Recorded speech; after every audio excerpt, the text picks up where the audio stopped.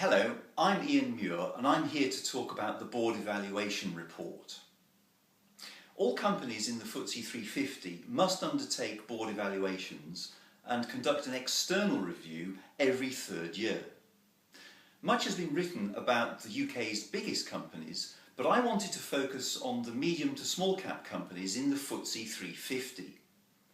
The good news is that board evaluation is alive and well, and there's a real desire to improve overall board performance.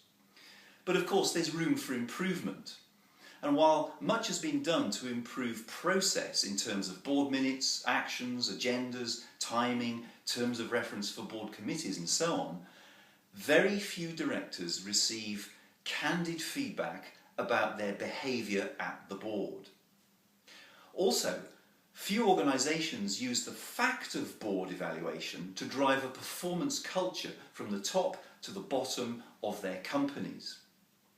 It also goes without saying that the level of engagement of the chairman is vital for an effective review, but also for overall board and perhaps company effectiveness. And I formed the view that behaviour really is the next frontier. In some areas, there's a reluctance to deal with behavioural issues early on, and even at the most senior levels, people tend to get hired for their technical capability, but fired for their interpersonal ineptitude. I see behaviour as more important than strategy, because a high-performing team can overcome technical and tactical setbacks. Top teams that focus on effectiveness can help individuals avoid the behavioural trapdoor to failure, which all too often comes as a complete surprise. Not enough leaders understand the importance of the shadow that they cast and the impact that they have on other people. Now, we've seen some high-profile resignations from companies in the UK and the USA recently. And I think that behavioural leadership is vital in today's complex world. Social media can send a story around the world far faster than any regular broadcast channel. People are watching their leaders for their behaviour, whether it's their energy to fix a problem, their ethics in their personal life, or their reputational management in terms of the application of sound financial practices at work.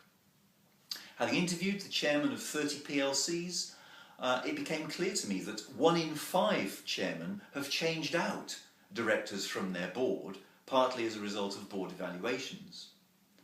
And so I think that what makes an effective board are high levels of trust, effective conflict resolution, a high level of commitment, very clear accountabilities, and a relentless focus on results.